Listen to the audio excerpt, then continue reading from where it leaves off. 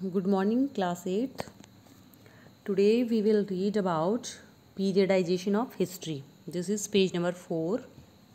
So periodization of history means history का periodization करना, यानी उसको अलग अलग periods में, अलग अलग टाइम में डिवाइड करना, मतलब उसको कालक्रम, periodization का हिंदी मीनिंग होता है कालक्रम, कि हिस्ट्री को अलग अलग periods में टाइम में बांटना. Okay. Periodization is the process or study of categorizing the past into discrete quantified named blocks of time. कि periodization क्या है, ऐसी वो प्रोसेस है या वो स्टडी है किस चीज़ की, पास्ट को अलग से जो टाइम ऑफ ब्लॉक्स हैं, ब्लॉक्स ऑफ टाइम हैं, उसमें बांटने की, उसको अलग अलग कैटेगरी में डिवाइड करने की प्रोसेस ये है. This is usually done in order to facilitate the study and analysis of history, understanding current and historical processes and causality that might have linked to those events. ये जो periodisation है ये क्यों किया जाता है? ये यूजुअली ये जो स्टडी है हिस्ट्री की जो स्टडी है उसका जो एनालाइज करना है उसको फैसिलिटेट यानी उसको सुविधापूर्ण करने के लिए, सुविधाजनक बनाने के लिए किया जाता है. और जो हिस्टोरिकल जो प्रोसेस हैं और जो करंट प्रोसेस है उनको समझने के लिए किया जाता है, और जो घटनाएं हैं उनको आपस में जोड़ के देखने के लिए किया जाता है. To the extent that history is continuous and all systems of periodization are more or less arbitrary. कि ये जो हिस्ट्री है वो कंटिन्यूअस है और इसके जो पीरियडाइजेशन का जो सिस्टम है वो मनमाने या स्वेच्छापूर्ण तरीके से किया गया है. मतलब जिसने पीरियडाइजेशन किया है, जिसने उसको बांटा है, उसने अपने दृष्टिकोण से, अपने पॉइंट ऑफ व्यू से ये काम किया है. तो हम यूँ कह सकते हैं कि इसमें काफ़ी मनमानी या स्वेच्छापूर्ण जो काम है वो हुआ है. There are significant sources to study the periods of events, and by studying different historical evidences, a string of time periods can be formed. कि हिस्ट्री की जो अलग अलग जो इवेंट्स हैं, अलग अलग जो पीरियड्स हैं, उनको स्टडी करने के कई सोर्सेस हैं. तो उनको स्टडी करने के लिए जो हमें हिस्टोरिकल एविडेंस मिलते हैं, जो हिस्टोरिकल कोई साक्ष्य सबूत मिले हैं, उनको स्टडी करना होता है. और उसके द्वारा फिर हम हिस्ट्री को टाइम पीरियड्स की एक स्ट्रिंग यानी एक चेन जैसे एक श्रृंखला में बना सकते हैं, उनकी एक श्रृंखला बना सकते हैं. James mill was a Scottish philosopher, historian and economist. कि जो जेम्स मिल है वो एक स्कॉटिश फिलोसोफर, हिस्टोरियन और इकोनॉमिस्ट थे. He began his history of British India in 1806. कि उन्होंने 1806 में अपनी जो ब्रिटिश इंडिया की हिस्ट्री है वो शुरू की, expecting it to take him about 3 years. और उन्होंने ये सोचा था ये 3 years में हो जाएगा, but its completion proved to take instead 12 years. लेकिन उसके कम्प्लीशन में, उसको कम्प्लीट होने में कितना टाइम लगा? 12 years. With 3 substantial volumes at last being published early in 1817. और जो लास्ट इसके 3 वॉल्यूम्स में से जो लास्ट है वो 1817 के शुरुआत में वो पब्लिश हुआ. इन 1819 he was appointed an official in India house. कि इंडिया हाउस में उनको एक अधिकारी के रूप में अपॉइंट किया गया 1819 में, despite his drastic criticism in the history of British rule in India. कि हालांकि उन्होंने जो इंडिया में जो ब्रिटिश रूल है उसकी उस हिस्ट्री को काफ़ी क्रिटिसिज्म यानी काफ़ी आलोचना की, उसके बावजूद उनको वो ऑफिशियल नियुक्त किया गया. James Mill divided Indian history into Hinduism and Muslim and British periods. कि जेम्स मिल ने इंडियन हिस्ट्री को हिंदुइज्म यानी हिंदूवाद, मुस्लिमवाद और ब्रिटिश पीरियड में डिवाइड किया. This periodisation is based on the religious line that there was a phase for which the Hindus were the rulers and other were ruled. कि इस पीरियडाइजेशन में जो रिलीजियस लाइन, ये मतलब धार्मिकता पर आधारित है ये, जिसमें ये माना गया कि जो हिंदूज हैं वो रूल करते थे और जो बाकी लोग हैं वो रूल्ड थे, यानी मतलब उनके ऊपर रूल करते थे वो.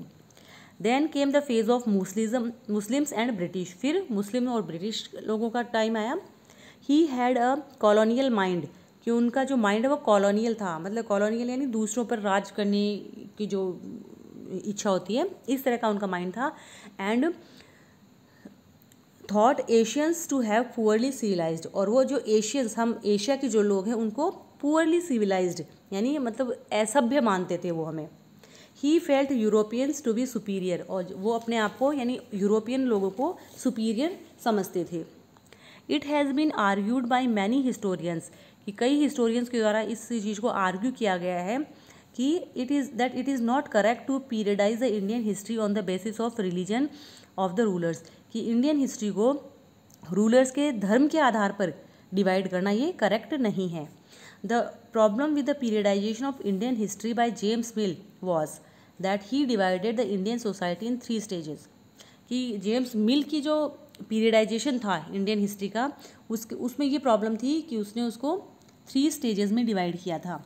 However this suggested that no other major changes took place in the history of India other than the religious ones. हालांकि ये बात भी सजेस्ट की गई थी कि इंडियन हिस्ट्री में रिलीजियस यानी धर्म के अलावा और कहीं भी कोई ज़्यादा चेंजेस देखने को नहीं मिले।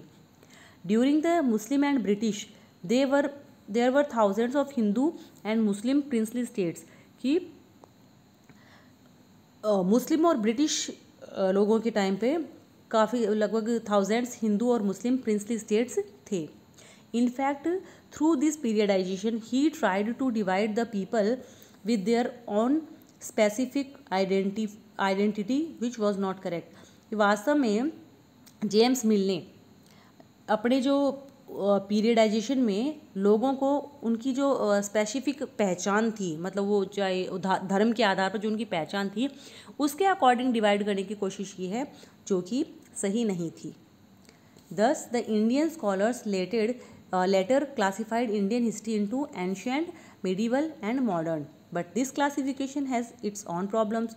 तो फिर इसलिए इस तरह से बाद में जो इंडियन स्कॉलर्स थे, विद्वान थे, उन्होंने इंडियन हिस्ट्री को एंशियंट या प्राचीन, मध्य और मॉडर्न इन 3 ग्रुप्स में डिवाइड किया, लेकिन इसकी भी अपनी प्रॉब्लम्स थी। This periodisation is borrowed from the west, कि ये जो पीरियडाइजेशन है ये वेस्ट से लाया गया था। Where modern period is associated with the growth and development of sciences, rationalism, humanism, logic, freedom and equality, जहाँ पे मतलब वेस्टर्न कंट्रीज़ के जो सोर्सेज हैं वहाँ से हमने इंफॉर्मेशन लेके इसको इंडियन स्कॉलर्स ने इसको डिवाइड किया इंडियन हिस्ट्री को, जहाँ पे कि जो मॉडर्न पीरियड है वो ग्रोथ और डेवलपमेंट का पीरियड माना जाता है, जिसमें साइंस, रैशनलिज्म यानी बुद्धिवाद, ह्यूमनिज्म, लॉजिक, फ्रीडम और इक्वालिटी ये सब थे।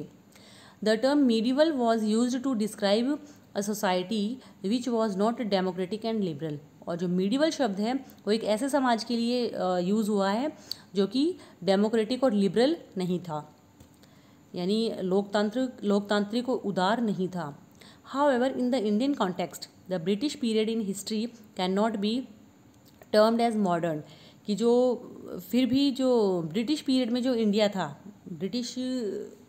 ब्रिटिशर्स जब यहाँ पे थे उस टाइम का जो इंडिया था उसको हम मॉडर्न नहीं कह सकते। क्यों? Because Indians were denied liberty, equality and justice, क्योंकि जो इंडियंस थे वो लिबर्टी, इक्वालिटी और जस्टिस इन सबसे वंचित थे। There was no economic progress and Indian industries declined rapidly, कोई इकोनॉमिक प्रोग्रेस नहीं हो रही थी और जो इंडियन इंडस्ट्रीज थी वो लगातार उनका पतन हो रहा था। Thus it is appropriate to term this period as colonial, तो इसलिए इस पीरियड को, कौन से पीरियड को, ब्रिटिश इंडिया वाले टाइम को कॉलोनियल कहना ज़्यादा ठीक रहेगा। सो स्टूडेंट, अभी कॉलोनियल या फिर कॉलोनाइजेशन क्या है हम नेक्स्ट क्लास में पढ़ेंगे। It's enough for today. आप इसको दोबारा से पढ़ेंगे अच्छी तरह और समझेंगे। ओके।